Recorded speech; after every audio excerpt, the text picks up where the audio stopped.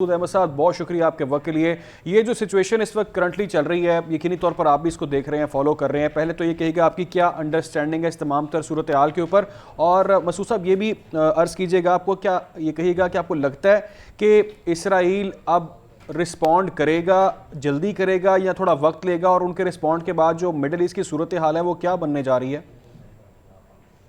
जी बहुत शुक्रिया। देखें जी, ये एक्सपेक्टेड था, क्योंकि जिस तरीके से डेवलपमेंट्स हो रही थी इन द रिसेंट पास, खासतौर पर जो गजा स्ट्रिप है, और गजा स्ट्रिप अगर आप उसको नक्शे में आप देखेंगे तो ये नॉर्थ साउथ ईस्ट वेस्ट से सारे तरफ से इसराइल है, और वेस्ट में मेडिटेरियन सी है, लेकिन वहां पे नेवल ब्लॉकेड लगा के वहां पे द ओनली थिंग एक्सेस जो गजा स्ट्रिप है साउथ में 11 किलोमीटर।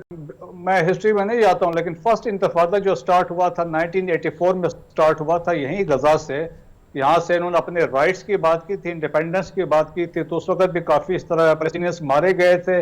और सब्सिक्वेंटली 2000 में सेकंड इंतफादा स्टार्ट हुआ, और जो आज जो हुआ है हमला, तो इसको थर्ड इंतफादा कहा जाता है।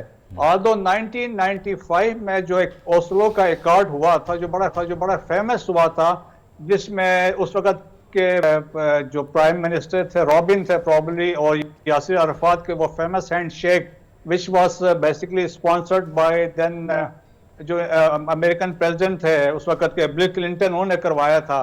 तो उसमें बेसिकली एडमिनिस्ट्रेशन जो थी गजा की और as well as West Bank की फलस्तीनियंस को हैंड ओवर की गई थी, लेकिन इजरायली ट्रुप्स की प्रेजेंस वहां पे थी।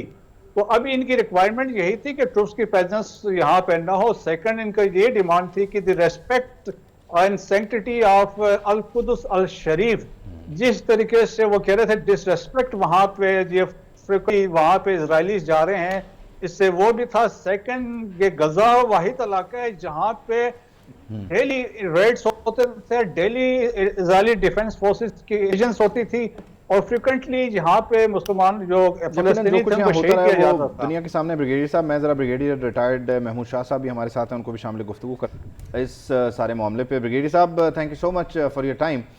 ये सारी गुफ्तगू आप मसूद अहमद साहब की भी सुन रहे हैं। दुनिया को भी मालूम है कि यहाँ पर तस्फिया है क्या, लड़ाई है क्या, मामला है क्या, लेकिन कोई भी लड़ाई जो है वो अनप्लान तो शुरू नहीं होती, और यकीनी तौर पर उसको प्लान किया जाता है, उसको फिर एग्जीक्यूट किया जाता है। ये जो सिलसिला शुरू हुआ है अब, इसको आप कहाँ तक जाता देख रहे हैं? ये मामला कितना इंटेंस है, क्योंकि आज से पहले इस हद तक गए भी नहीं हमास की तरफ से लोग। मेरे ख्याल में ये इतना ज़्यादा लंबा नहीं होगा। ये जो कॉन्फ्लिक्ट है ये कंटिन्यूस है, और मेरे ख्याल में इसमें फ़लस्तीनियों की हिमायत जो है वो मुसलमान ममालिक सिर्फ सफारती तौर पे कर रहे हैं, और उनको कोई मिलिट्री अलायंस नहीं है जिससे वो इस्तिफादा कर सके। तो मेरे ख्याल में वो अपनी जदोजहद कर रहे हैं, और देखते हैं कि कब इनको आज़ादी मिलती है।